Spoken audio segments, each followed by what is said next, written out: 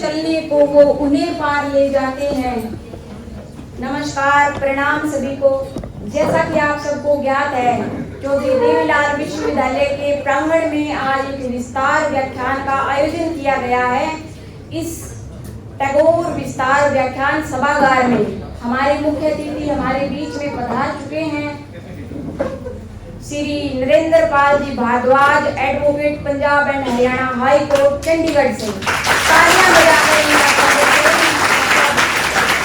सभागार में पहुंचने पर आपका बहुत बहुत स्वागत है सर। कार्यक्रम की औपचारिक शुरुआत करते हुए सबसे पहले मैं विधि विभाग के विभागाध्यक्ष प्रोफेसर मुकेश कुमार जी गर्ग को मंच पर स्वागत संबोधन के लिए आमंत्रित करते हुए सर कृपया आए और स्वागत करते हैं।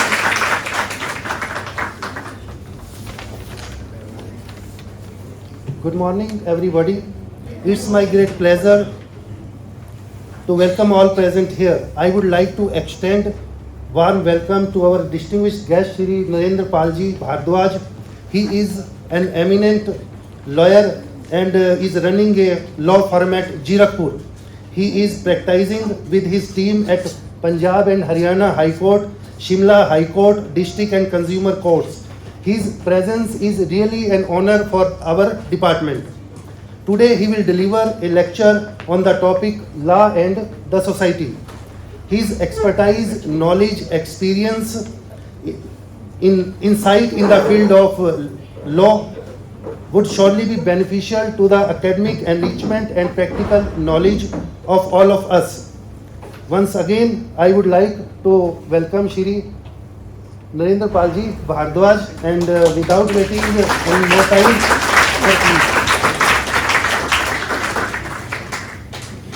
Hello everybody. सबसे पहले मैं मुकेश कुमार गर्ग जी जो प्रोफेसर हैं, आपके चेयरमैन हैं, वाइस चांसलर हैं जो इस यूनिवर्सिटी के अजमेर सिंह मलिक, जिनसे मेरी मुलाकात हुई थी कुछ दिन पहले, सत्यवान जी हैं और सभी फैकल्टी मेंबर्स, और आपका धन्यवाद करता हूं कि मुझे ये अवसर, ये अपॉर्चुनिटी जो मिली आप लोगों से इंटरेक्ट करने की, आप लोगों को एड्रेस करने की। ये मेरा प्रॉमिस है आपसे कि आप मेरे लेक्चर को एंजॉय करेंगे, क्योंकि मेरा लेक्चर बहुत ज़्यादा फॉर्मल नहीं होने वाला। अक्सर आपने देखा होगा कि कुछ गेस्ट आते हैं, बहुत फॉर्मल लेक्चर होता है। यहाँ पे आपको रूट रियलिटीज़ जो मैंने वकालत में अपनी ज़िंदगी में एक्सपीरियंस की हैं, मैं आपसे डिस्कस करूँगा और आपको उनसे काफ़ी फ़ायदा भी होगा।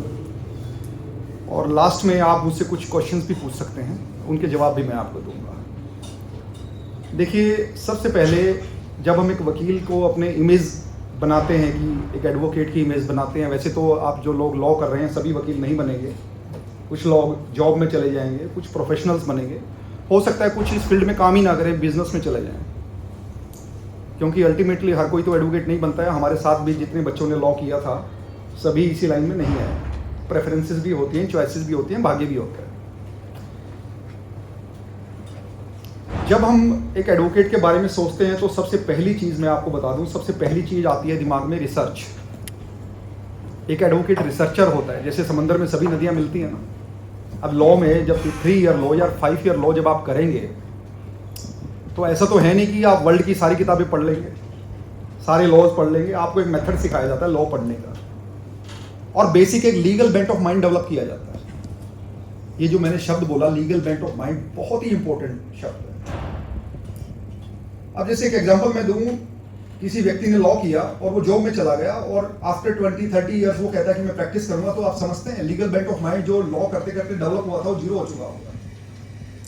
जब आप फर्स्ट ईयर में होते हैं तो फैक्ट्स की बात करते हैं। जब आंसर शीट में आप लिखेंगे तो मैक्सिमम फैक्ट्स ही होंगे, केस की कहानी क्या है, बड़ी इंटरेस्टिंग लगी, कहानी पे फोकस रहता है, लीगैलिटी दिमाग में नहीं आती। सेकंड ईयर में आते हैं तो वो थोड़ा थोड़ा फैक्ट रिड्यूस हो जाते हैं, लीगैलिटी दिमाग में एंटर करने लगती है, लीगल बेंट ऑफ माइंड की शुरुआत होती है। तो आपके आंसर शीट में लीगैलिटी इनकॉर्पोरेट होने लगती है, लीगैलिटी डिस्कस होने लगती है, लीगल बेंट ऑफ माइंड जन्म लेने लगता है। और थर्ड ईयर में आते आते ये लीगल बेंट ऑफ माइंड, जब एविडेंस भी आप पढ़ लेते हैं, लॉ ऑफ एविडेंस शार्पन होता चला जाता है। एटलीस्ट जब आप लॉ करके निकलते हैं 5 ईयर या 3 ईयर, तो आपका 10%, 15%, 20% legal bent of mind start हो चुका होता है। और लॉ करने के बाद अगर आपको जॉब में चले जाएं या लॉ की फील्ड से डिस्कनेक्ट कर लें अपने आप को फॉर फ्यू ईयर्स, तो जो ये 10, 15, 20% जो legal bent of mind develop हुआ था ये टोटली जीरो हो जाता है। फिर भले ही कोई after 10 years, after 15 year, after 5 years ये कहे यार लॉ तो हमने भी किया था, एडवोकेट तो हम भी थे, फिर हम बोलते हैं ड्राफ्ट कर लो फिर आप केस। नहीं, ड्राफ्टिंग हमसे नहीं होगी, आप ही करो, क्योंकि ना तो उनको जज की रिक्वायरमेंट ही पता कि जज सवाल क्या पूछेगा, जज की रिक्वायरमेंट क्या है केस को ड्राफ्ट करते हुए, क्योंकि legal bent of mind missing हो जाता है। और जैसे जैसे आप प्रैक्टिस में आते हैं legal bent of mind with the passage of time sharpen होता चला जाता है। आप 1000 पन्नों में से भी अपने काम की चीज मिनटों में निकाल दो, क्योंकि आपको पता है जज ने पूछना क्या है। जैसे मान लीजिए मेरे किसी फैमिली मेंबर ने अभी भी लॉ की और मेरा ऑफिस ज्वाइन किया, तो मैं उनको केस आर्ग्यू करने के लिए भेज रहा हूं और मैं उनको साथ में ये बता रहा हूं जज ये पूछेगा आपसे, और उनको कैजुअली लिया उन्होंने कि जज ये पूछेगा नहीं पूछेगा मेरी बात को, और बाद में कहा कि जज ने तो वही पूछा था। तो ये लीगल बेंट ऑफ माइंड है, आपको पता है कि रूट क्या है केस की, जड़ क्या है। और जब मैं बोलता हूं ना एडवोकेट समंदर होता है, नदियां सारी मिलती हैं।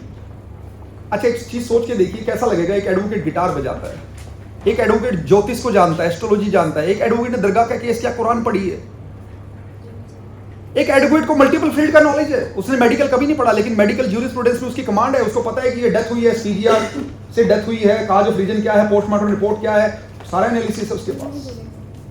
यानी कि jack of all trade master of none advocate होता है। अब मान लीजिए आप एस्ट्रोलॉजी पढ़ते हैं और आपको कोई कहे यार तू तो एडवोकेट है, तू एस्ट्रोलॉजी पढ़ रहा है। एडवोकेट तो सब कुछ पढ़ता है, कल को कोई मंदिर का केस आ जाएगा, गुरुद्वारे का केस आएगा, तब भी तो पढ़ोगे आप रीजनल चीजें, क्योंकि आपके जो स्क्रिप्चर्स हैं, जो आपके पुराण हैं, जो आपके शास्त्र हैं, आपको डिफेंड करने में हेल्प करेंगे ना, वो एविडेंस भी तो है ना। तो आप अगर गिटार बजाते हो कहे यार तू गिटार बजाता है, तू एडवोकेट कैसे बन गया, तो गिटारिस्ट बन जाता। क्यों? गिटार म्यूजिक क्या एक एरिया ऑफ रिसर्च नहीं है। जैक ऑफ ऑल ट्रेड तभी तो कहेंगे जब आप विभिन्न एरियाज में अपने आप को जानते हैं। इसीलिए मेरी अप्रोच ये है कि जो हर बच्चा है, मान लीजिए कोई बच्चा आपका 7th 8th क्लास में पढ़ता है और गर्मी की छुट्टियां हो गई, तो आप किसी प्लम्बर के साथ अटैच कर दीजिए। हम ये थोड़ी कह रहे हैं कि प्लम्बर का काम करना है, लेकिन उसको आना चाहिए ना, स्किल आएगी। जब वो 10th क्लास की छुट्टियां आ गई, हो सकता है किसी व्हीकल की एजेंसी पे उसे लगा दीजिए, 1 महीने के अंदर वो व्हीकल ठीक करना सीख जाएगा थोड़ा बहुत। जब वो 11th की क्लास की छुट्टियां हो तो उसे और किसी स्किल में डाल दीजिए। यानी कि जब वो 12वीं करके निकलेगा तो आप खुद सोचिए कितनी सारी स्किल्स उसके अंदर होंगी। तो कहने का मतलब यह है कि आपके पास बेसिक्स हैं। आपको 40 साल की उम्र में रियलाइज हो रहा है नहीं मुझे इस एरिया में एक्सेल कर जाना चाहिए, आपको 60 साल की उम्र में रियलाइज हो रहा है एक्सेल कर जाना चाहिए इस एरिया। सोलन में एक यूनिवर्सिटी है, शुरली university, they invited me one day for delivering lecture in the law department. उसके जो चांसलर है at the age of 62 after retirement वो यूनिवर्सिटी बनाई थी उन्होंने। अब उनका 85 ईयर एज था। अब आप सोच सकते हैं कि 62 साल का आदमी के अंदर इतनी विल पावर और फ्यूचर देख रहा है, वो मैंने बनाना है कुछ। जो KFC या फूड खाते हैं 65 साल की उम्र में इस इंसान ने शुरू किया था। लेकिन हम लोग मानसिक, क्योंकि मन बहुत बड़ी चीज है ना, मन शरीर का ड्राइवर है, मन जैसा चाहता है शरीर वैसे ही चलता है। और जब मैं मल्टीपल चीज़ों से कनेक्ट करूंगा अपने लेक्चर को, तभी लॉ एंड सोसाइटी हमने इस टॉपिक को मैंने चुना है, क्योंकि सोसाइटी की जब हम बात करते हैं तो कर्म की बात किए बिना कैसे रह सकते हैं, और लॉ को कर्म से कैसे जोड़ूंगा मैं, आप देखना। मैं एक शब्द बोलता हूं पुरुषार्थ। पुरुष यानी इंसान, और आर्थ यानी एम, गोल। उसका इंसान का गोल क्या है? 4 पुरुषार्थ होते हैं जीवन में। सबसे पहला पुरुषार्थ होता है धर्म का पुरुषार्थ। अब धर्म ये नहीं कह रहा मंदिर जाना धर्म, ये वो धर्म का मतलब होता है ड्यूटी, यानी कि duty for the nation, duty for the society, duty for the self, duty for the family. हर इंसान ने ही करना है, मानते हो इस बात को? तो ultimately when ever you will discharge a duty, कभी किसी पोस्ट पे आप बैठोगे या जिंदगी में वकील बनोगे, तो हमेशा इस चीज को रियलाइज करना कभी मैं अपना धर्म तो नहीं खराब कर रहा, अपनी ड्यूटी तो खराब नहीं कर रहा। क्योंकि ये लेक्चर मेरा यहाँ पे मतलब जो मैंने आपको अभी चीजें बताई इसी चीज से कनेक्ट करती हैं। अब नेक्स्ट एक बहुत ही इंपॉर्टेंट चीज है, मैं आपसे डिस्कस करना चाहूंगा, इंफॉर्मेशन, नॉलेज एंड विजडम। ये तीनों बिल्कुल डिफरेंट चीजें हैं, लेकिन हम लोग डिस्टिंक्शन इनमें नहीं कर पाते। 90% लोग इंफॉर्मेशन को नॉलेज मान के जीते हैं। उनको लगता है तू मेरे को सिखाएगा। ये सारा वर्ल्ड इंफॉर्मेटरी वर्ल्ड है, नॉलेज की बात तो बहुत दूर है। बताऊंगा मैं, तीनों में डिफरेंस भी बताऊंगा। आप गूगल से, यूट्यूब से, जितना भी आप कॉन्स्टिट्यूशन पढ़ रहे हैं, 395 आर्टिकल थे कॉन्स्टिट्यूशन में, कितनी अमेंडमेंट्स हो गई, फलाना आर्टिकल ये कहता है, ये ब्लैक लेटर, ये क्या है? ये इंफॉर्मेशन है। और इंफॉर्मेशन का घमंड कैसा? अगर एक वकील ने ब्लैक लेटर पढ़ ली, एक किताब पढ़ ली, तो भाई दूसरा पढ़ लेगा, उसको भी आ जाएगी। इन्फॉर्मेशन तो कोई पढ़ लो। और ये इन्फॉर्मेटरी वर्ल्ड तो है ही, हम सारी उम्र कर क्या रहे हैं, इन्फॉर्मेशन इकट्ठी कर रहे हैं, और इन्फॉर्मेशन नॉलेज नहीं होती। नॉलेज तो कभी ब्लैक लेटर में आपको दिखेगी नहीं। आप सारे लॉ कर रहे हैं, आप सबने ब्लैक लेटर पढ़े कि फलाना सेक्शन ये कहता है, वो सेक्शन ये कहता है, ये इन्फॉर्मेशन है, आपने इकट्ठी कर ली।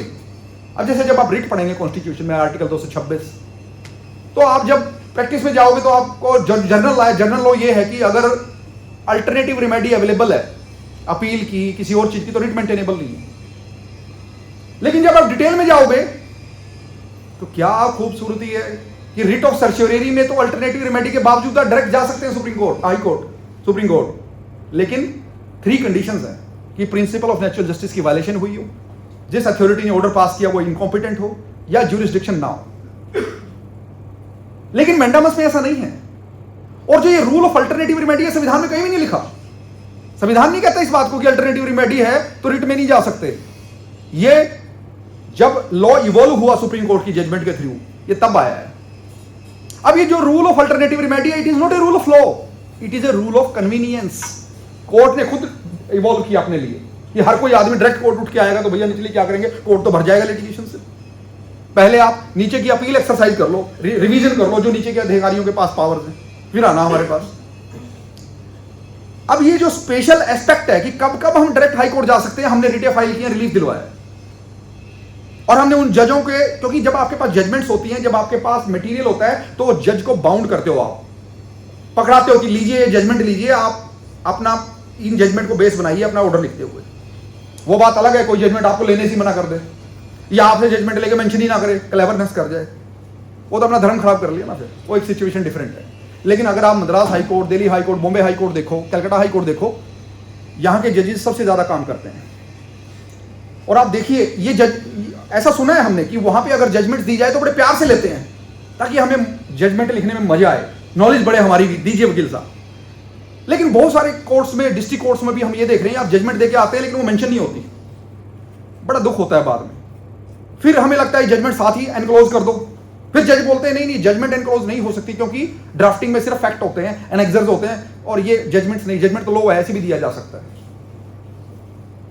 तो जब वर्चुअल हियरिंग हो रही थी कोविड में, तो हम जजमेंट को साथ एनेक्स करते थे, और ये रीजन देते थे कि अब तो हम कौन पकड़ा नहीं जाएगा कोर्ट में जजमेंट, इसलिए साथ एनेक्सरी लगा दिया उसको। वहां पे फिर जज बाउंड है जब पार्ट है कोई चीज रिकॉर्ड का। तो इंफॉर्मेशन जो है, आपके जितने भी कॉम्पिटिटिव एग्जाम्स है, सारे इंफॉर्मेशन बेस्ड है। लेकिन बहुत सारे लोगों को लगता है यार मैंने इतनी सारी चीजें याद कर ली, इतनी सारी चीजें हो गई, मेरे को कौन क्या सिखाएगा, I am the meritorious one. आपका जुडिशियल एग्जाम भी इंफॉर्मेटिव है, आपके हर IAS का एग्जाम भी इंफॉर्मेटिव है, नॉलेज बेस्ड नहीं है। कौन से देश का राष्ट्रपति कब बना, कहां पे क्या उगता है, ये सब जो फैक्चुअल इंफॉर्मेशन सारी जीके में, ये वो सब। और जीके शब्द ही गलत है, जनरल नॉलेज होना ही नहीं चाहिए, जनरल इंफॉर्मेशन शब्द होना चाहिए वहां। वो नॉलेज से कोई तात्पर्य नहीं है उसका, ये नॉलेज थोड़ी है कि फलानी गैलेक्सी का नाम ये, या फलाने स्टार का नाम ये। आप गूगल पे सर्च कर लो, आपको पता चल जाएगा, उन्होंने कर लिया उनको पता चल जाएगा, जो हर चीज हर किसी को पता चल जाए, जो ब्लैक लेटर की फॉर्म में अवेलेबल वो इंफॉर्मेशन है। अगर कोई बच्चा किसी पार्टी में आके ये कह रहा है कि do you know about XYZ Galaxy, लोग बोलते हैं यार बड़ा इंटेलिजेंट बच्चा है आपका, इसमें इंटेलिजेंस वाली कौन सी बात है, ये तो इंफॉर्मेशन है, आप सर्च कर लोगे आपको पता चल जाएगी। अब डिस्टिंक्शन क्या है नॉलेज और इंफॉर्मेशन में? अब मैं एक सवाल आपसे करता हूं, आपने आर्टिकल 80 पढ़ा है संविधान में, वो ये कहता है कि Rajya Sabha shall not be subject to dissolution, Rajya Sabha dissolve नहीं होगी, यानी कि 2/3 सदस्य हर 6 साल बाद बदलेंगे, लोकसभा हर 5 साल बाद डिसॉल्व होती है। ये सब याद कर लेते हैं, भाई मुझे पता चल गया राज्यसभा डिसॉल्व नहीं होती। लेकिन कभी किसी टीचर ने ऐसे पढ़ाया या आपने ऐसे क्वेश्चन पूछा कि संविधान निर्माताओं ने राज्यसभा को परमानेंट हाउस क्यों बनाया, what was the reason for that, और लोकसभा को डिसॉल्व होने वाला क्यों बनाया? ये अप्रोच नहीं होती, ये नॉलेज से रिलेट करती है, ये ब्लैक लेटर की फॉर्म में अवेलेबल नहीं है। मैं इसको बताता हूं अभी आपको। वर्ल्ड में जब आप किसी भी कॉन्स्टिट्यूशन को पढ़ेंगे तो उसका जो आर्टिकल 1 है उस कंट्री को डिफाइन करता है, किसी का भी उठा लेना, यानी कि वो कंट्री है क्या, उसकी डेफिनेशन है वो। आप हमारे कॉन्स्टिट्यूशन का आर्टिकल 1 पढ़ो, वो इंडिया की परिभाषा देता है, India that is Bharat shall be A union of states. यानी इंडिया कौन है? पहली बात तो 2 नाम आ गए एक ही कंट्री के, इंडिया दैट इज भारत। हालांकि चलो ये तो मैं समझा देता हूं, जो इंडिया है वो पॉलिटिकल नेम है, इंटरनेशनल नेम है, और जो भारत नाम है वो कल्चरल नेम है। India that is Bharat shall be A union of states, यानी इंडिया कौन है? स्टेट्स की यूनियन है। राज्यसभा में कौन बैठता है? स्टेट्स बैठते हैं। कौन बैठते हैं? वो यूनियन ऑफ स्टेट्स कहां बैठती है? यानी कि जो इंडिया है वो कहां बैठता है? वो राज्यसभा में बैठता है। राज्यसभा यूनियन ऑफ स्टेट्स, और स्टेट्स के रिप्रेजेंटेटिव कहां बैठते हैं? राज्यसभा में। यानी कि जो इंडिया है वो कहां बैठा जाके? राज्यसभा में। Suppose Rajya Sabha dissolve for 1 minute, it means there is no representation of the state for 1 minute, it means there is no union of state, it means there is no India. इसीलिए Rajya Sabha is permanent house. Every article of the constitution directly और indirectly relate with article 1। पूरे constitution में India word जहां भी है वो article 1 से relate करता है, वो यूनियन ऑफ स्टेट से रिलेट करता है। इसीलिए राज्यसभा कभी डिसॉल्व नहीं होती, क्योंकि स्टेट्स का रिप्रेजेंटेशन सिर्फ राज्यसभा में है, पीपल्स का रिप्रेजेंटेशन लोकसभा में, इसलिए वो डिसॉल्व होता है। लेकिन आमतौर पे हम जनरल, आप किसी से सवाल पूछोगे जवाब देंगे, लोकसभा सेशन में ना हो, राज्यसभा को डिसीजन लेना पड़ जाए, युद्ध छिड़ जाए, इसलिए लोग Rajya Sabha permanent house. This is not the reason. इसी तरह एक और क्वेश्चन बहुत ब्यूटीफुल मैं आपको बताता हूं। जब संविधान बना तो जो नीति आयोग है, प्लानिंग कमीशन जिसको बोलते हैं, वो संविधान का हिस्सा नहीं बनाया गया। अब आप खुद सोचिए, फाइनेंस कमीशन तो संविधान में मेंशन है, ऐसा क्या जरूरत पड़ी संविधान निर्माताओं ने जो प्लानिंग कमीशन नीति आयोग को बाहर रखना पड़ा? ये कहीं नहीं पढ़ाया जाएगा और ये अप्रोच भी नहीं मिलेगी। आप सब कुछ याद करेंगे, इंफॉर्मेशन इकट्ठी करेंगे, क्योंकि ये नॉलेज से रिलेट करता है। प्लानिंग कमीशन को, नीति आयोग को सिंपल सा रीजन है बाहर इसलिए रखा गया क्योंकि प्लानिंग हमेशा फ्लेक्सिबल होनी चाहिए। बहुत सारी चीजें ऐसी हैं जो आज रिसोर्सेज नहीं है, कल रिसोर्सेज हो जाएगी, और बहुत सारी ऐसी चीजें जो कल रिसोर्सेज नहीं थी आज रिसोर्सेज हैं। और एकदम से अगर प्लानिंग चेंज करनी पड़े और कॉन्स्टिट्यूशनल अमेंडमेंट करनी पड़े तो बहुत वक्त लग जाएगा चीजों को करने में। लेकिन प्लानिंग को इसलिए संविधान से बाहर रखा था कि मैक्सिमम फ्लेक्सिबल हो सके, अलग से उसका सिस्टम, सारा सिनेरियो बनाया गया। अब तीसरी चीज मैं आपको बताता हूं। देखिए, सिर्फ इंफॉर्मेशन नॉलेज पे हमें क्या समस्या आती है कोर्ट के अंदर। पेटिशनर ने, यानी जो मेरी क्लाइंट थी, उसने कई साल पहले एक PG diploma in post graduate 2 year diploma management में किया था नोएडा के किसी इंस्टीट्यूट से।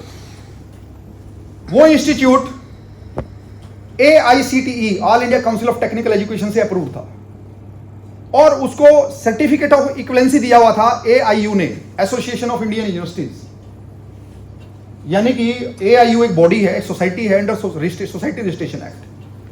वो कहती है कि डिप्लोमा और डिग्री में जो इक्विवेलेंसी है, यानी कौन सा डिप्लोमा डिग्री के बराबर है, वो AIU का काम है।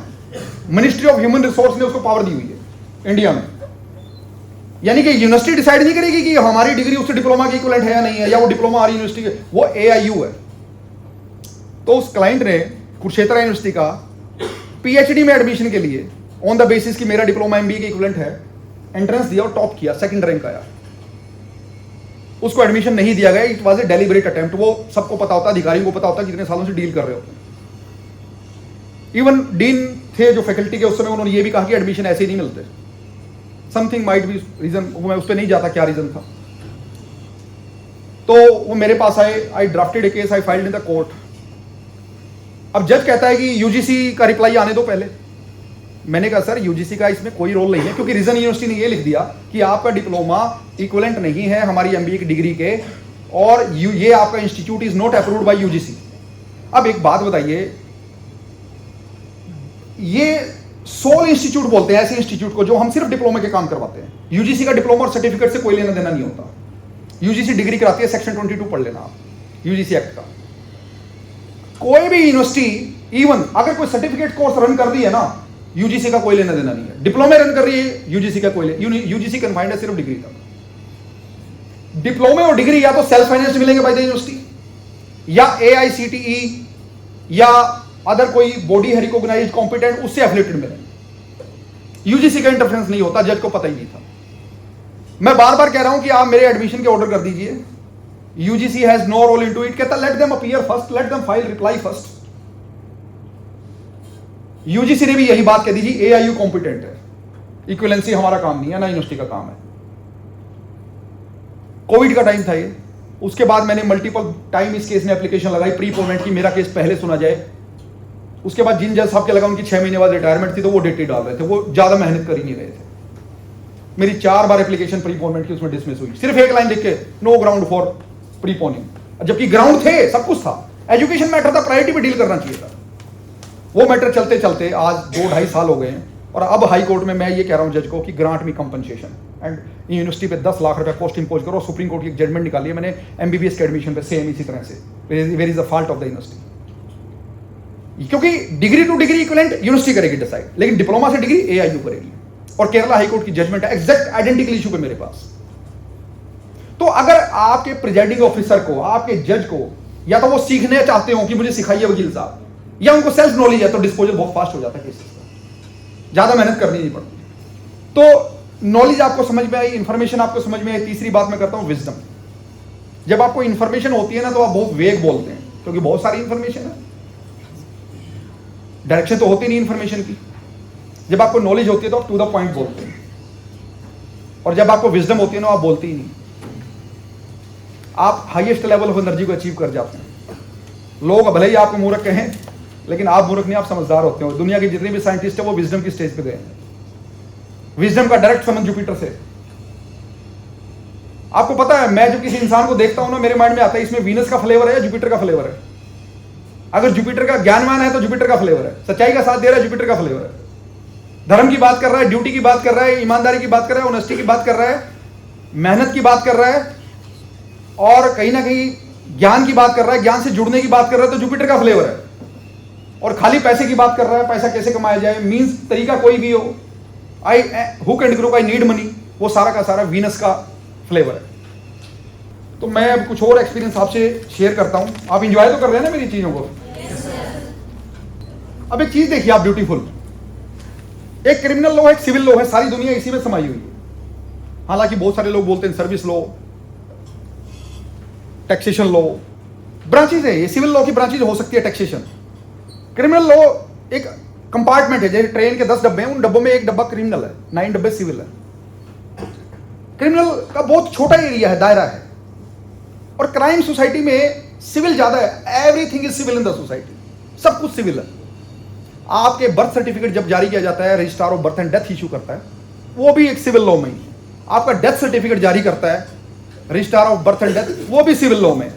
आपकी मैरिज रजिस्टर्ड होती है, वो भी सिविल लॉ में है। आपके एडमिशन, आपकी जितनी भी ये कंज्यूमर केसेस हैं, आप हवाई जहाज से रिलेटेड इश्यूज हैं, पॉलिथीन, मेरा कंपनी ने कोई पॉलिथीन बेचने लग जाते हैं, आजकल कंज्यूमर में केसेस जा रहे हैं। आपके एडॉप्शन के इश्यूज हैं, मैंने एडॉप्शन के केसेस भी डील किए हैं, एडॉप्शन सेट असाइड कराने के केसेस भी डील किए हैं। आपका कहने का मतलब जमीन से लेकर आसमान तक पूरी जिंदगी आपकी, ऊपर पैर, नीचे हर जगह हड्डियां, सब कुछ सारा सिविल में। क्रिमिनल 15, 20, 30, 25 किताबों में खत्म हो जाता है। कुछ सिविल एरियाज में भी क्रिमिनल का प्रोविजन है, जैसे हरियाणा पंचायती राज एक्ट का सिविल है, लेकिन उसमें एफआईआर दर्ज करने के, मिस एप्रोप्रिएशन के बहुत सारे प्रोविजंस हैं।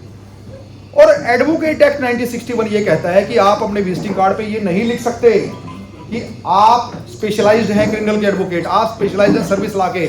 आपकी ड्यूटी हर चीज को प्रैक्टिस करना है, आप स्पेशलाइजेशन नहीं कर सकते। वो लोग आइडेंटिफाई करेंगे। अब मान लीजिए रोहतक से कोई 302 का मर्डर का केस आया और मैं जीत गया, तो वहां मुझे कहेंगे यार क्रिमिनल का वो वकील अच्छा है। अंबाला से मैंने दुकानें खाली करवा दी रेंट की, कहेंगे यार रेंट का वो वकील अच्छा है। तो लेट देम पीपल डिसाइड। मेरे तो कंसेप्ट क्लियर होने चाहिए। एडवोकेट इज नॉट बाउंड कि खाली क्रिमिनल ही करेगा, और क्रिमिनल अगर खाली करेगा तो नुकसान है, बताता हूं आपको। मान लीजिए आप एक कंपनी रन करते हैं और आपकी कंपनी के साथ फ्रॉड हो गया और कंपनी ने कोई एफआईआर दर्ज करवा दी। अब आप कहेंगे यार मुझे तो क्रिमिनल लॉयर चाहिए, सारे केस करने वाला लॉयर नहीं चाहिए। आपने क्रिमिनल लॉयर एंगेज कर लिया, उसको कंपनी लॉ का नॉलेज ही नहीं है, क्योंकि कंपनी लॉ तो सिविल है। कंपनी के बोर्ड ऑफ डायरेक्टर रेजोल्यूशन कैसे पास करते हैं उसको पता ही नहीं है। तो वो कहेगा क्रॉस एग्जामिनेशन में दिक्कत आ जाएगी। जब कंपनी के डायरेक्टर को क्रॉस एग्जामिन करेगा, क्या सवाल पूछेगा उससे? इसी तरह जब सरपंच को डील कर रहे हैं आप, और क्रिमिनल का वकील कर लिया, क्रिमिनल केस है सरपंच पे, हरियाणा पंचायती राज एक्ट आपको पता ही नहीं, आप पंचायत की मिस एप्रोप्रिएशन और हरियाणा पंचायती राज के प्रोविजंस को या तो पढ़ना पड़ेगा या दिक्कत आएगी। खाली क्रिमिनल से क्या लेंगे आप? कंपनी का 138 का मैटर है, कंपनी खुद तो केस रजिस्टर करवाएगी नहीं, बोर्ड ऑफ डायरेक्टर की रेजोल्यूशन पास करेगा, वो रेजोल्यूशन ऑथराइज करेगा किसी को, वो जाके केस दर्ज करवाएगा। और वो रेजोल्यूशन वैलिड है या नहीं, उसका कोरम क्या होना चाहिए, सारा कंपनी लॉ में। जो क्रिमिनल लॉयर है वो इन सवालों को पूछेगा ही नहीं, रेजोल्यूशन पे जाएगा ही नहीं। तो जो जैक ऑफ ऑल ट्रेड वाला वकील है वो हमेशा बेस्ट होता है, उसकी रूट्स बहुत गहरी होती हैं और मल्टीपल डायमेंशंस में काम करता है। सिर्फ ये पब्लिक सोचती है ये आप क्रिमिनल के हो, सिविल के हो, एडवोकेट का डोमेन बहुत डिफरेंट होता है। अब मैं नेक्स्ट बात करता हूं हियर से एविडेंस के ऊपर आपसे। बड़ा सिंपल सा टॉपिक है, सुनी सुनाई घटनाएं, हियर से पढ़ा होगा आप लोगों ने। अब हियर से क्रिमिनल लॉ में कोई रेलिवेंस नहीं रखता, जीरो रेलिवेंस है हियर से का क्रिमिनल में, यानी कि किसी को हियर से भी कन्विक्शन नहीं दी जा सकती। मैं एक विटनेस को एग्जामिन कर रहा था, वो डिसीज्ड का साला था। उसने कहा जी मेरी सिस्टर के मेरे जीजा से डिस्प्यूट रहते थे। मैंने कहा एक बात बता, have you ever seen the dispute और जस्ट सस्पिशन, संदेह है सिर्फ? कहता जी संदेह है। मैंने कई बार सुना है ऐसा, वहीं मर गया उसका, वो सारा केस खत्म। मतलब मेरे हक में सस्पिशन पे सजा नहीं दी जा सकती। Suspicion can not become a ground of hearsay, can not become a ground of conviction. Hearsay का सिविल लॉ में भी कोई रेलिवेंस नहीं है। आप प्रॉपर्टी के, लैंड के मैटर कर रहे हैं, हियर से के जीरो वैल्यू। लेकिन हियर से कहां पे दिक्कत करता है? सर्विस लॉ में दिक्कत करता है। जब आप सर्विस करते हैं तो आपका एक कॉन्ट्रैक्ट साइन होता है अपने एम्प्लॉयर के साथ, चाहे वो सरकारी गवर्नमेंट हो चाहे वो प्राइवेट हो। और जब आप सरकारी नौकरी करते हैं और आपको चार्जशीट कर दिया गया, मेरे पास ऐसे ऐसे केसेज जहां रिटायरमेंट से एक दिन पहले चार्जशीट हुआ बंदा, तो चार्जशीट कर देते हैं जब आपको, और विटनेस के तौर पे आपके कुलीग खड़े कर देते हैं चार। वो चारों की जो आपके कुलीग हैं उनकी स्टेटमेंट हियर से है, लेकिन वो सेम है, वो एक नेक्सस बना रही है, उसमें डिफरेंसेस नहीं है। तो इस हियर से एविडेंस के बेस पे सर्विस लॉ में एम्प्लॉय को टर्मिनेट किया जा सकता है, डिसमिस किया जा सकता है। और टर्मिनेशन और डिसमिस में भी डिफरेंस है, वो एक अलग बात है, वो बात हम उस पर नहीं जाएंगे अभी। तो हियर से सर्विस लॉ में प्रिवेल करता है। इसीलिए जब हम सर्विस लॉ की बात करते हैं तो वैल्यू ऑफ जो यानी वीक से वीक एविडेंस है वो भी नुकसान कर जाता है। अब मैं एक करियर पे आपसे बात करता हूं, यहीं से सर्विस लॉ से मेरे दिमाग में आया। जब भी आप ये सोचते हैं कि मुझे किस करियर में जाना चाहिए, बहुत सारे लोग करियर काउंसलर से कंसल्ट करते हैं, या बचपन में आपने देखा होगा बेटा जज बनोगे, डॉक्टर बनोगे, टीचर बनोगे, क्या बनोगे। करियर काउंसलिंग इस तरीके से कभी होती ही नहीं है। मैं आपको रूट्स बताता हूं। दुनिया में 3 चीजें करने की, चौथा कुछ भी नहीं है, हर चीज उसमें फाल कर जाती है। सबसे पहली चीज है बिजनेसमैन। 4 चीजें चाहिए बिजनेसमैन बनने के लिए। सबसे first money, second patience, third vision, vision भी तो होना चाहिए ना, 10 साल बाद यहां स्टैंड करूंगा। Fourth risk taking capacity. Risk का मतलब जानते हैं क्या होता है? आपके पास 100 रुपए हैं, आपने 50 रुपए बिजनेस पे लगा दिए, बिजनेस फेल हो गया, 50 रुपए फिर भी हैं सर्वाइव करने के लिए, वी कॉल इट रिस्क। अगर 100 का 100 रुपया लगा दोगे दैट इज फुलिशनेस। तो बिजनेसमैन बनने के लिए 4 चीजें चाहिए। सबसे विजनरी होना चाहिए इंसान, बिना विजन के बिजनेस नहीं चलता। आप इनको बिजनेसमैन मत मानिए जो किराने की दुकान खोल के बैठे और सारी उम्र की दुकान में निकाल दिया, दे आर नॉट बिजनेसमैन। ठीक है, लाइवलीहुड चल रहा है। बिजनेसमैन बिना विजन के चलता ही नहीं है, मल्टीप्लाई करता है चीजों को, लोगों को एम्प्लॉयमेंट देता है, दुनिया घूमता है, जेब में 10 लाख है 20 लाख की गाड़ी रखेगा, शो ऑफ करता है। उसका way of living, approach, vision सब डिफरेंट होता है। और सबसे ज्यादा जिंदगी को एंजॉय करने वाला, शारीरिक सुखों को भोगने वाला बिजनेसमैन ही होता है। आप देखें ना, गवर्नमेंट को भी फंडिंग करते हैं बिजनेसमैन। और बिजनेसमैन की कला देखिए, जो अच्छे बिजनेसमैन होते हैं, गवर्नमेंट कोई भी हो जाए वो अपने रिलेशन बना ही लेते हैं। उससे उनको ये फर्क ही नहीं पड़ता कि गवर्नमेंट कौन सी है, कल को कांग्रेस आ जाएगी, या मुकेश अंबानी फलाना फलाना, ये सब बिजनेसमैन जितने भी हैं कांग्रेस में भी रिलेशन बना लेंगे। सरकार बदलती है, दूसरी सरकार से भी रिलेशन बना लेंगे, they are competent in that. तो दूसरे नंबर पे आता है प्रोफेशनल्स। अब प्रोफेशनल का पास पैसा नहीं है, जितने भी लोगों के पास पैसा नहीं है लेकिन स्किल है, जैसे astrologer is a professional, advocate is a professional, doctor is a professional, तब तक जब तक प्राइवेट काम कर रहे हैं। अगर वकील सरकारी नौकरी पकड़ ले, ही इज नॉट प्रोफेशनल। तो प्रोफेशनल जो है वो अपनी स्किल है, उनके पास पैसा नहीं है। यानी बिजनेसमैन की जो फर्स्ट रिक्वायरमेंट थी पैसा, वो नहीं है उनके पास, उनके पास स्किल है। बाकी तीनों गुण बिजनेसमैन के है, विजन भी है उनके पास रिस्क टेकिंग कैपेसिटी भी है। तभी तो वकालत में आता है एक बच्चा कि 5 साल लग जाएंगे, चल जाएगी वकालत, 10 साल लग जाएंगे, कभी तो चलेगी। जिसके पास पेशेंस नहीं है यार, वो मैं तो नौकरी पकड़ रहा हूं, मैं तो SBI में जा रहा हूं, लॉ ऑफिसर बन रहा हूं।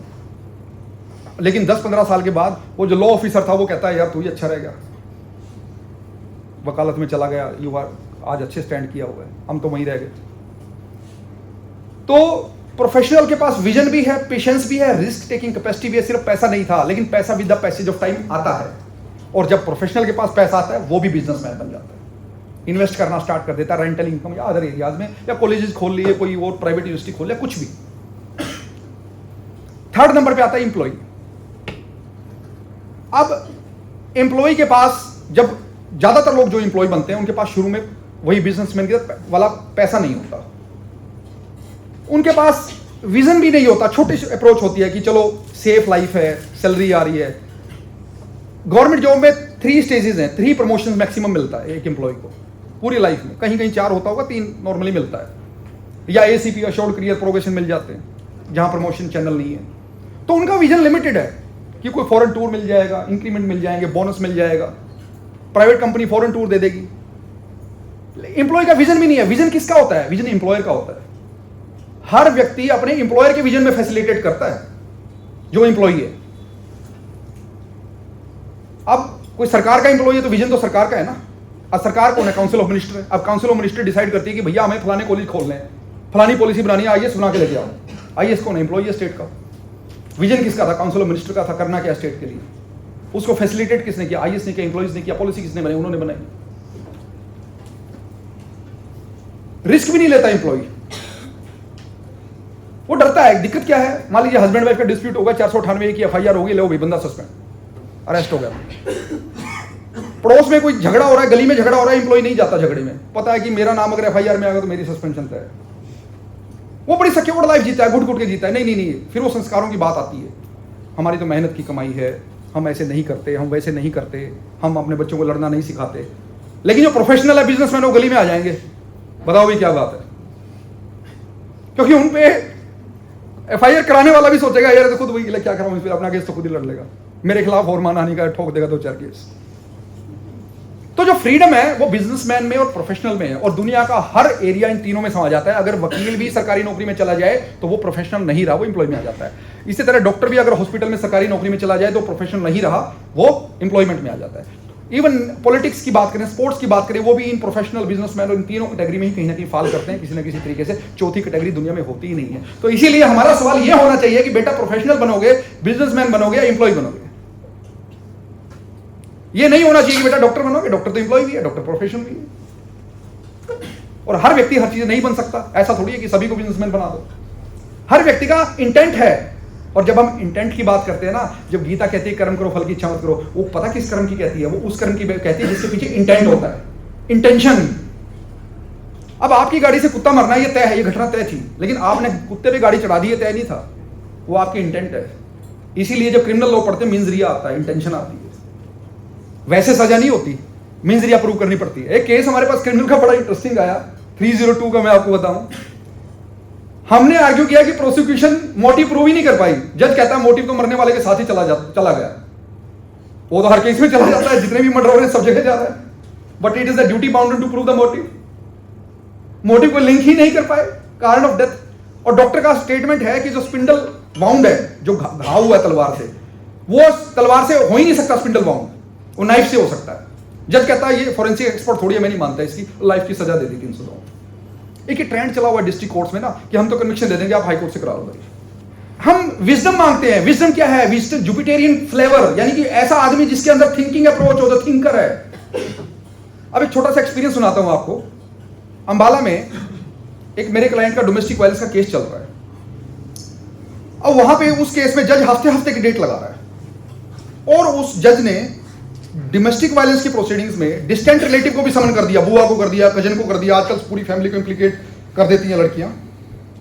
और हाई कोर्ट की जजमेंट है रिसेंट की, कुछ टाइम पहले की, 6 महीने साल पहले की, और वो सर्कुलेट हुई है सभी मजिस्ट्रेट को कि भैया जो डिस्टेंट रिलेटिव है उनको मैकेनिकली समन नहीं करना आपने। और फिर वो हमारे क्लाइंट ने एप्लीकेशन लगाया कि भैया हमारा नाम डिलीट कर दिया जाए from the area of respondents, हम तो कभी साथ रहे नहीं, हम तो वहां रहते भी नहीं उस घर में। जज कहता है कि अगर 2 दिन भी साथ रहे हो तो सफिशिएंट है वो डोमेस्टिक रिलेशनशिप के लिए, शेयर्ड हाउस होल्ड के लिए। तो वो जज कहीं ना कहीं हमें बायस्ड लगा। क्यों लगा? क्योंकि ना तो उसने हाई कोर्ट की जजमेंट कंसीडर की कि मैकेनिकली समन नहीं करना भैया आपने किसी को, और सुप्रीम कोर्ट की जजमेंट है कि डोमेस्टिक रिलेशनशिप और शेयर्ड हाउस होल्ड का मतलब है कि जहां living together permanent in nature हो। क्लियर कट जजमेंट है, टेम्परेरी 2-4 दिन, 2 महीने, 3 महीने की permanency kind of living together.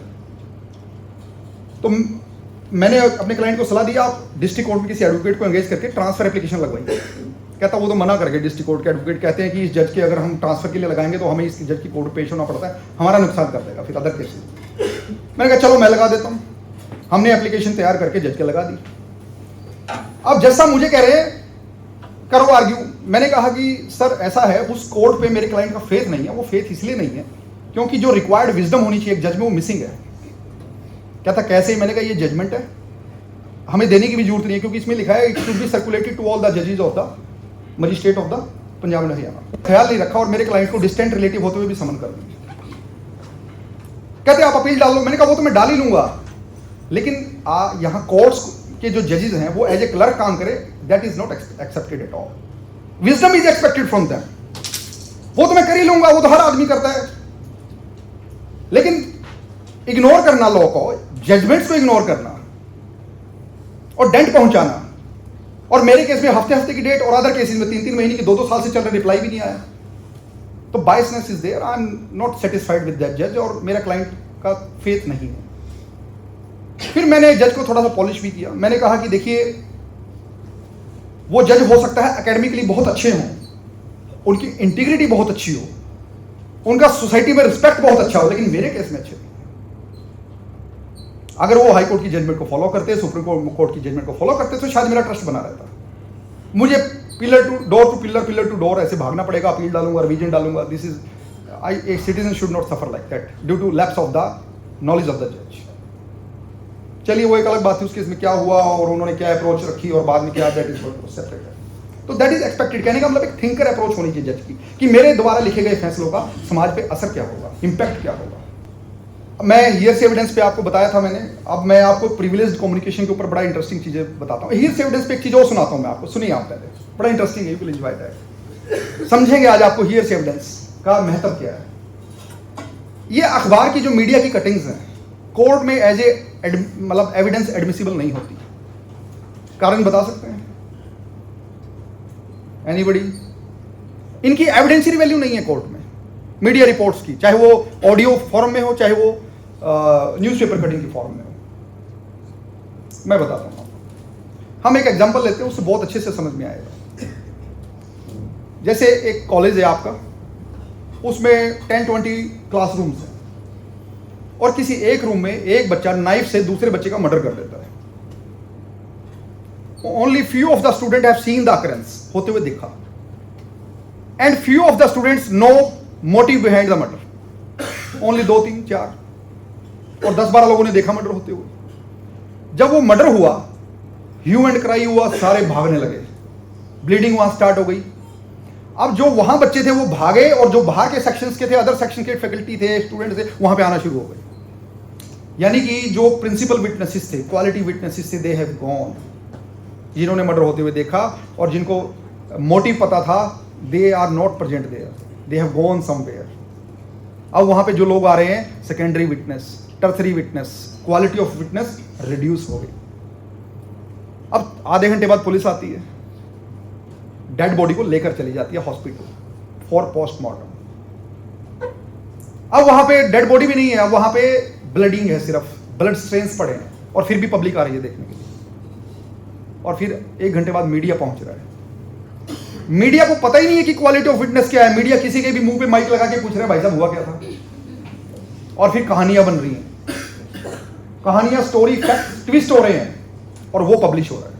और उस अखबार की कटिंग पे, उस मीडिया की रिपोर्ट पे दुनिया कह रही है, हाय कितना पाप है इस देश के अंदर, कितनी बुराई है। We all react, but court do not accept them as evidence. जब राजीव गांधी का असैसिनेशन हुआ था, 300 विटनेसेस फिल्टर करके रखे गए थे, बाकी सारे निकाल दिए थे। मोर देन 1000 विटनेसेस थे। तो क्वालिटी ऑफ विटनेस इंपॉर्टेंट है। 2 विटनेस भी काफी है, 1 विटनेस भी काफी है फॉर कन्विक्शन।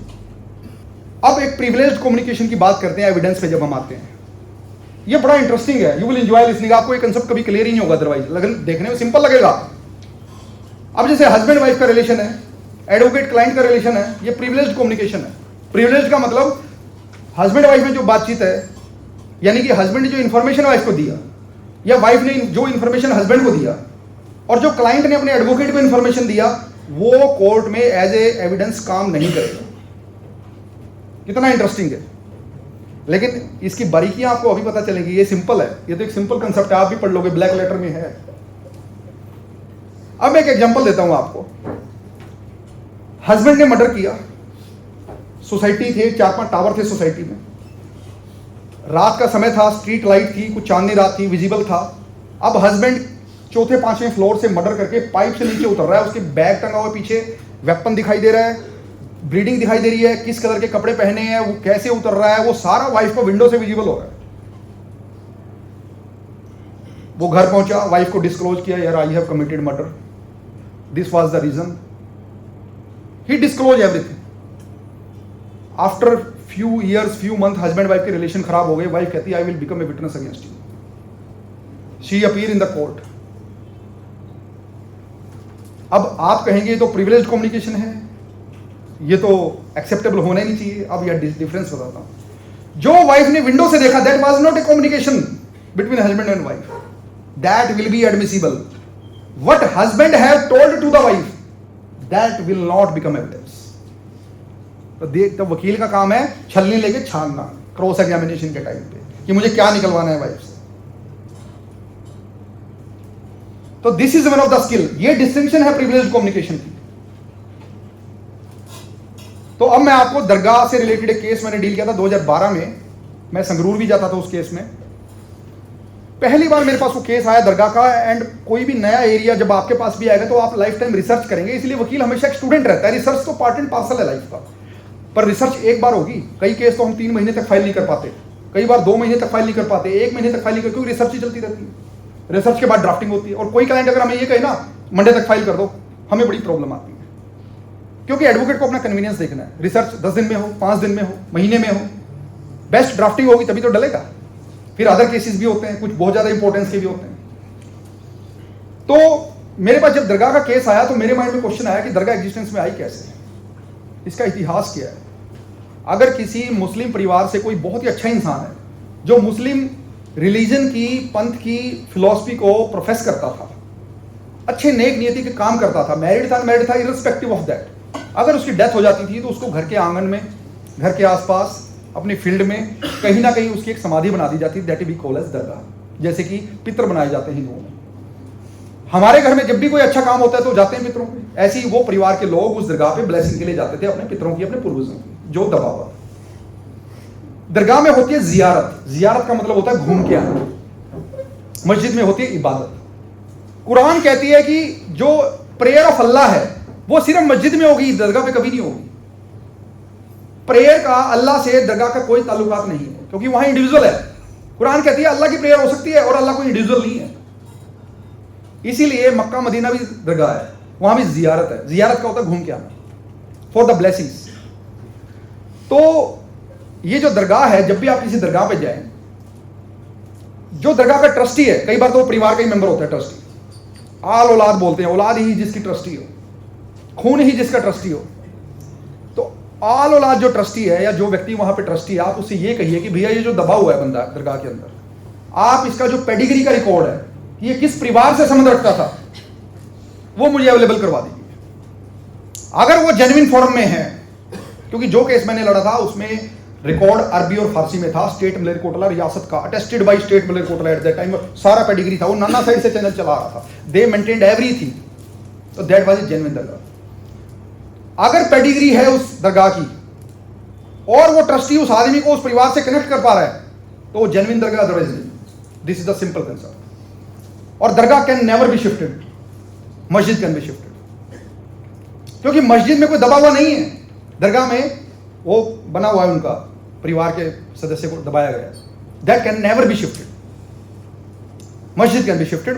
शिफ्टिंग ऑफ मस्जिद जो मुस्लिम कंट्रीज है उनमें एक नॉर्मल प्रक्रिया है।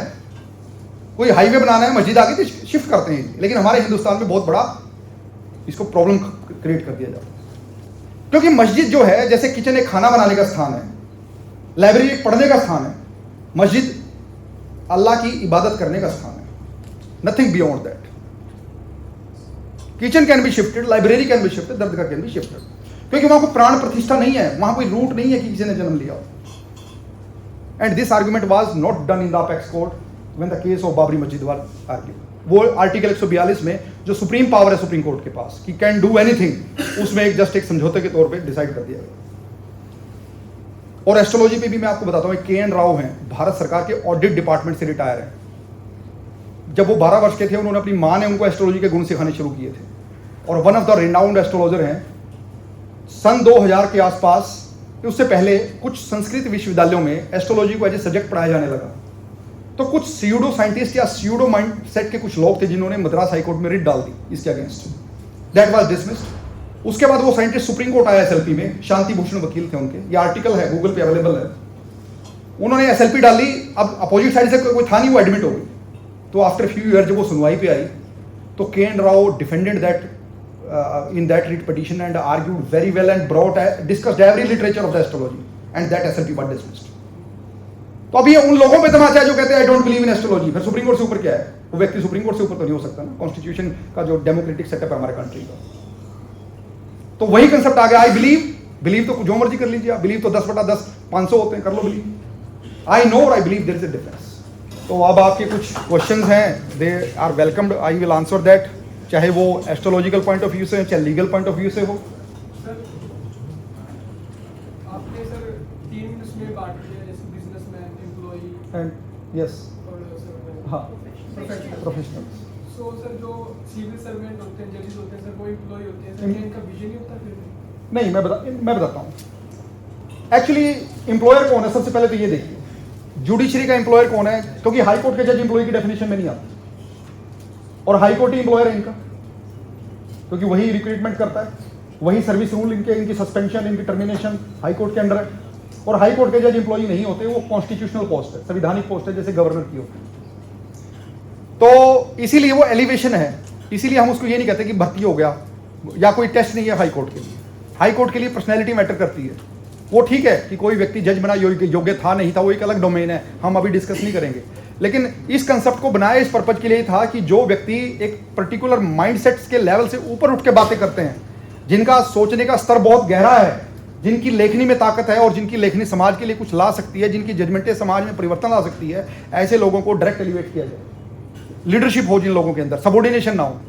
तो जितने भी हाई कोर्ट से नीचे जजेस हैं वो सारे एम्प्लॉय की डेफिनेशन में आते हैं। इवन उनकी अपीलें जो हैं, सर्विस अपील है, वो हाई कोर्ट सुनता है, और हम उनके जजेस की सर्विस मैटर्स या जो इवन छोटे एम्प्लॉयज़ हैं क्लास 4 क्लास 3, उनको सेशन जज पनिशमेंट देता है, वो भी हाई कोर्ट सुनता है। तो हाई कोर्ट के जज एम्प्लॉय में नहीं आते, और हाई कोर्ट एम्प्लॉयर, तो विजन किसका हुआ? हाई कोर्ट का हुआ। अब हाई कोर्ट डिसाइड करेगा कि कितने जजेस होंगे मेरे राज्य में, और वो जजेस की टेन्योर क्या होगी, सर्विस रूल क्या होंगे, उनको सस्पेंड टर्मिनेट कब किया जाएगा। तो विजन क्या है हाई कोर्ट का है कि जस्टिस किस लेवल का डिलीवर हो, किस क्वालिटी का डिलीवर हो, वो विजन हाई कोर्ट का है।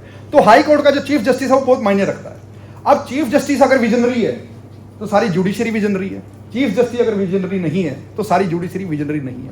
Chief justice head of the department ही अगर कॉम्पिटेंट नहीं है तो लोअर जो स्टाफ है वो इंजॉय करेगा, काम ही नहीं करेगा। अगर वो हेड ही स्ट्रिक्ट है, बहुत स्ट्रांग है, इफेक्टिव डिसीजन लेने वाला है, तो हर चीज चैनलाइज हो जाएगी, हर व्यक्ति अपनी ड्यूटीज को परफॉर्म करेगा और उसके अंदर एक डर होगा।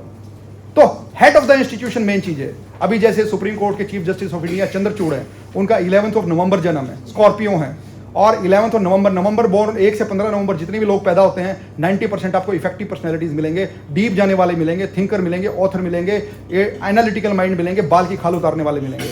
तो यानी कि पूरी जुडिशरी पे इन्फ्लुएंस किसका आ रहा है? ऐसी पर्सनैलिटी का आ रहा है। फिर आप बात करते हैं हाई कोर्ट की। हाई कोर्ट का चीफ जस्टिस कौन है? स्टेट पे कैसे इन्फ्लुएंस आ रहा है? तो जैसा आपका हेड होगा वैसे ही इन्फ्लुएंसेस आएंगे। तो हेड का अच्छा होना बहुत जरूरी है। हेड होगा तो सख्ती बरतेगा, हेड होगा तो ढीला छोड़ेगा, तो सबऑर्डिनेट वैसे ही रिएक्ट करेंगे, वैसे ही परफॉर्म करेंगे। तो विजन है हेड का, ये चीज। सर आपने एक क्वेश्चन उसका आंसर दिया कि मीडिया की रिपोर्ट्स हैं जो वो कोर्ट में एडमिसिबल नहीं है, लेकिन बहुत सारे मामलों में तो ट्रायल ही मीडिया शुरू करवाता है। मैं आ रहा हूँ। निर्भया का कांड था सर, निर्भया वाला कांड। यस सारा रोल ही मीडिया का है। देखिए, अब निर्भया के कंसेप्ट के पीछे मैं 2 थ्योरीज आपको बताता हूँ। अगर हम एस्ट्रोलॉजी और पुनर्जन्म की थ्योरी पे आए, आप देखेंगे कि मैं दोनों आंसर दूंगा आपको। एक मेरा सवाल और भी, हाँ जी, इसके बाद पूछना। देखिए, बड़ा इंटरेस्टिंग है, जब आप एस्ट्रोलॉजी और पुराणों में और शास्त्रों में जाएंगे ना, अब आप देखिए एक समय था जब आक्रमण होते थे, बहुत क्रूर हत्याएं की जाती थी। बाहर से आक्रमणकारी आते थे, बहू बेटियों को रेप करते थे, लड़कियों को एसेट्स के रूप में ले जाया जाता था। अब हमें आज जो विजुअलाइज हो रहा है वो विजुअलाइज हो रहा है कि निर्भया के साथ बहुत गलत हुआ। लेकिन जब भी किसी इंसान के साथ जीवन में कुछ घटित होता है, उसका कनेक्शन अगर पास्ट से हम कंसीडर करें, ठीक है, तो वो थ्योरी इस तरह से इमर्ज होकर आती है कि पास्ट में उस व्यक्ति के साथ जो घटित हुआ, पास्ट में ऐसा उसने क्या किया कि उसके साथ प्रेजेंट में घटित हुआ। क्योंकि जो कर्माज हैं या जो चीजें हैं वो कैरी फॉरवर्ड हो सकती हैं। इस जन्म में हम उसकी निर्भया को पीड़ित देख रहे हैं, यानी कि किसी जन्म में हम पीड़ित हैं और किसी में हम कंप्लेनेंट हैं, किसी में हम पीड़ित हैं और किसी जन्म में हम पीड़ा देने वाले हैं। तो ये अलग अलग रोल हैं। तो निर्भया इस जन्म में पीड़ित थी और किसी जन्म में हो सकता है उसने पीड़ा दी हो। तो पीड़ित और पीड़ा देने वाला ये हमारा रोल है। कहीं हम कंप्लेनेंट है, कहीं विक्टिम है। किसी जन्म में हम कंप्लेनेंट है, कहीं विक्टिम है। तो निर्भया की जो थ्योरी है आपकी मीडिया ट्रायल वाली पे, उस पर आता हूं। जब हम मीडिया ट्रायल की बात करते हैं तो मीडिया डेफिनेटली रिस्पॉन्सिबल है किसी भी, ये मैं बिल्कुल आपकी बात से करता हूं, मीडिया को इंटरफेयर नहीं करना चाहिए जब तक कोई कंक्लूजन जजमेंट ना आ जाए। देखिए एक शब्द है इन्फ्लुएंस, ह्यूमन माइंड है, इन्फ्लुएंस होता है। आप भी मानते हैं, सब मानते हैं ह्यूमन माइंड इन्फ्लुएंस होता है। अब एक चीज देखिए, मैं एक छोटा सा कंसेप्ट सुनाता हूं। मान लीजिए एक जज किसी की सजा कर रहा है, सजा नहीं कर रहा, बरी कर रहा है, और मैं उसका वकील हूं। अब जज साहब मुझे कह रहे हैं आप कंप्लेनेंट के वकील हो, कंप्लेनेंट साइड से, और आप आर्ग्यू करो। अब आर्ग्यू करने के लिए केस कमजोर है, एविडेंस कोई है नहीं, लग रहा है जज बरी कर देगा। तो कुछ बातें ऐसी बोली जाती हैं जो माइंड को इन्फ्लुएंस करती हैं, रियलिटी से कनेक्ट करती हैं। तो एक कहावत मैं सुनाता हूं आपको। जज को मान लीजिए हमने ये बोला कि जो तेरी इबादत नहीं करते, जज कहता है आर्गुमेंट करो, हम बोले आर्गुमेंट नहीं करेंगे, हम सिर्फ 4 बातें कहेंगे। जो तेरी इबादत नहीं करते, यानी जो भगवान की इबादत नहीं करते, वो दिए अक्सर जला नहीं करते। और जनाब कम अक्लमंद होते हैं जानवर, इसलिए वो खुदकुशी नहीं करते। और जनाब जो चाहते हैं हम उन शहर में कातिलों को बरी नहीं करते। ये यहां मैं लॉ की बात ही नहीं मैंने की, मैंने साइकोलॉजी की बात की, माइंडसेट की। अब मैंने उन पे छोड़ दिया। अब आप सोचो कन्विक्ट कैसे करना है। इन्फ्लुएंस, मेंटल इन्फ्लुएंस, तो मीडिया इन्फ्लुएंस करता है। हम होते हैं, ह्यूमन माइंड है, इसीलिए हर व्यक्ति, हर डिपार्टमेंट, कहीं भी आप चले जाइए, आपको राहुल गांधी जैसे लोग भी मिलेंगे, नरेंद्र मोदी जैसे मिलेंगे, घर में भी 10 लोग हैं तो सब तरीके के लोग आपको मिलेंगे। Personality varies, human varies. इसीलिए जो जुडिशियल सिस्टम है पर्सनैलिटी, पर्सोना बेस्ड है। और जब हम पर्सनैलिटी की बात करते हैं तो एस्ट्रोलॉजी आती है, स्कॉर्पियो, कैंसेरियन, पाइसियन, लियो, कौन सी पर्सनैलिटी का व्यक्ति है। अब आपकी इसमें बताता हूं आपको, ध्यान से सुनना। आप में से कितने बच्चे यहां पे ऐसे हैं या कितने लोग ऐसे यहां पे हैं जिनका 15 से 22 अप्रैल जन्म है? वो सारे वॉरियर हैं जन्मजात, अगर कोई है 15 से 22 अप्रैल। इस समय की लड़कियां लड़का हैं, डर नहीं होता इनके अंदर, they are fit for army. और मैं गलत हूं तो मुझे बोलना, चैलेंज लेने की इनके अंदर पावर होती है, आर्मी के लिए फिट होते हैं ये लोग। और ये अपने हस्बैंड को बोलते हैं लेडीज टूपी शर्ट में देखती हूं। ये घर में डिसीजन मेकर है, लेकिन प्रॉब्लम ये है जिस घर में ये जाएंगी वो इनको एज ए लीडर एक्सेप्ट करेगा कि नहीं करेगा। अगर एक्सेप्ट नहीं किया तो वहां कलेश है, और एक्सेप्ट कर लिया तो सब कुछ है। अब एक चीज देखिए, नरेंद्र मोदी जिस तारीख को पैदा हुआ उस तारीख को दुनिया पैदा में पता नहीं कितने बच्चे पैदा हुए होंगे। सारे नरेंद्र मोदी क्यों नहीं बने? क्योंकि हर व्यक्ति अपने कर्म लेके आता है, और जिस परिवार में वो जन्म लेता है उस परिवार का भी एक कर्म होता है, उस परिवार की भी एक कलेक्टिव डेस्टिनी होती है। क्योंकि किसी पर्टिकुलर परिवार में कोई आता है, वो भी रिस्पॉन्सिबल है उस बच्चे के कर्मा के साथ। एडिशन कर्मा होते हैं, थ्योरी होती है। इसलिए हर व्यक्ति एक ही तारीख पे अलग अलग घरों में जन्म हुआ नहीं राइट करते।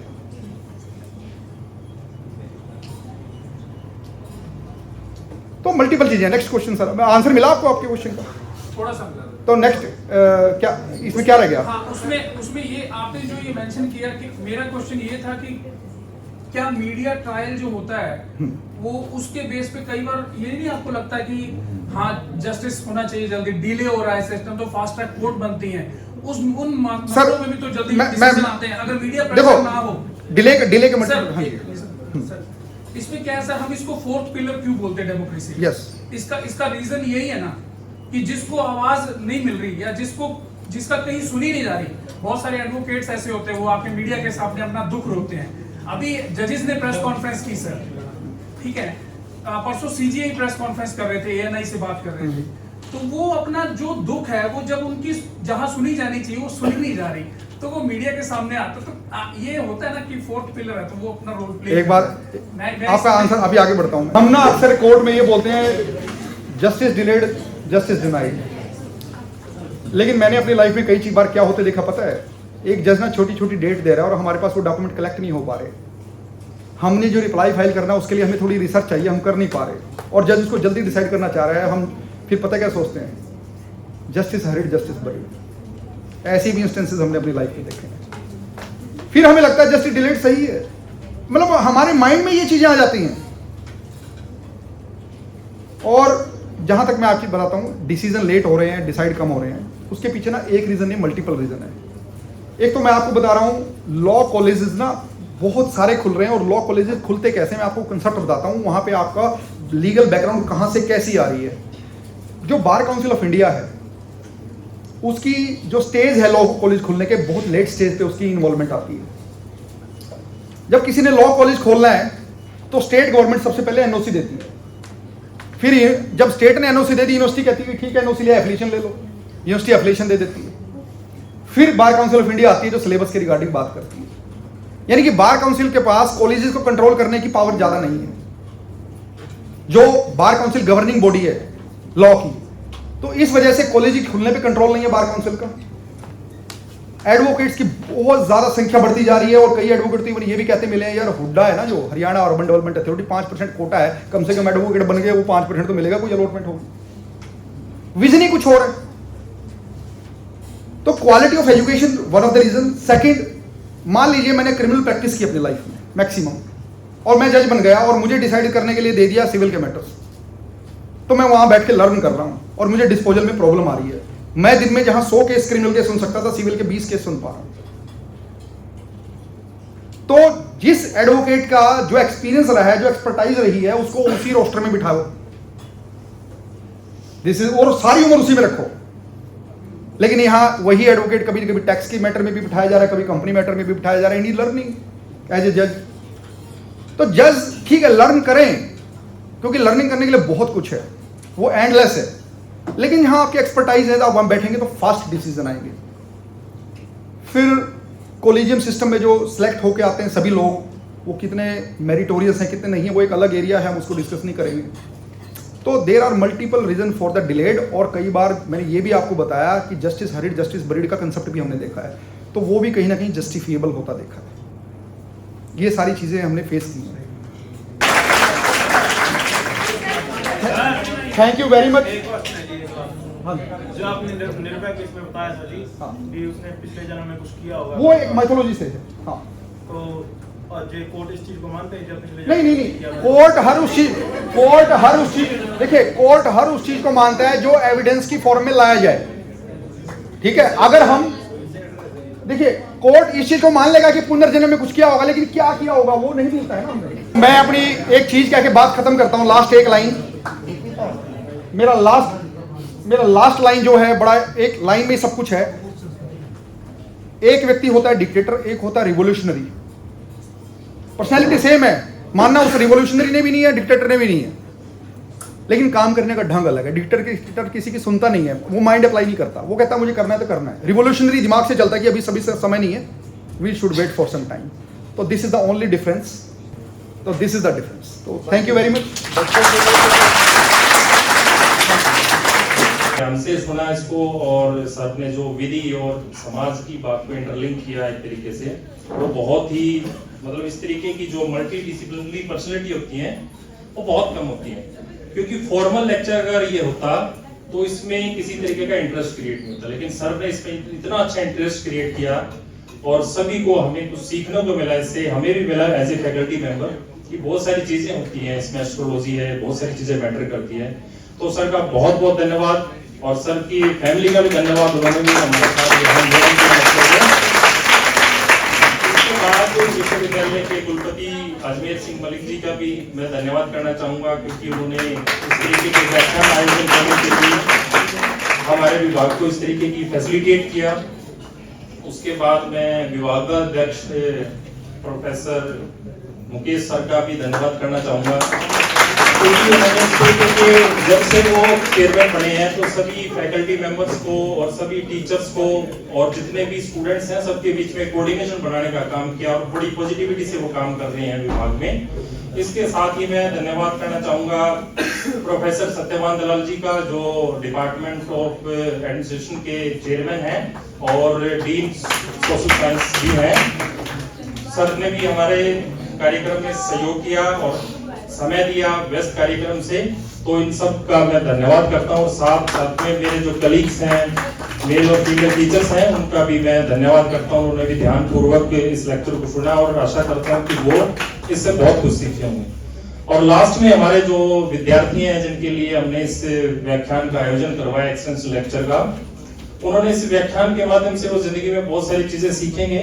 और सर ने शुरू में ही बताया था, हमें आप लोगों ने सुना हो, सर लॉ फर्म में काम करते हैं। खासकर आप फाइनल ईयर के जो स्टूडेंट हो, जब पास आउट होके जाओगे तो आप लोगों के लिए अवसर होगा कि ऐसे जो लर्नेड एडवोकेट्स हैं और खासकर हाई कोर्ट में जब आप प्रैक्टिस के लिए जाओगे तो लॉ फर्म को ज्वाइन करना होगा। शुरू में करियर चलाना बड़ा मुश्किल काम होता है, तो उसके लिए सर से आप कांटेक्ट नंबर ले सकते हो, सर से बात कर सकते हो। ये एक बड़ी उपलब्धि है हमारे लिए, सबके लिए अपॉर्चुनिटी है।